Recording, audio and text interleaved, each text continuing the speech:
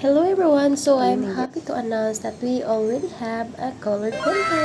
And first time kong mag-handle ng ganitong printer kasi mostly sa ginagamit ko is black and white lang. At ito yung problema nila kapag may printer from Epson or Ricoh kasi naka ibang lengguwahe kaya nagpuna na ako. At magre-refill tayo ng ink ngayon at make sure na mag-coincide yung color sa ink tank niya. So ito yung po yung mga ink at ganito yung pag-refill. Make sure ilagay nyo lang siya sa saktong lagayan at antayin nyo lang siyang mapuno.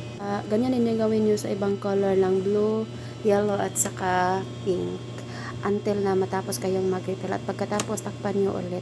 Dahil na po tayong mag-refill ng ink at pagkatapos isit up nyo na yung paper, anong gamitin, mga ano pa ba yan, mga connections niya at saka yung drivers.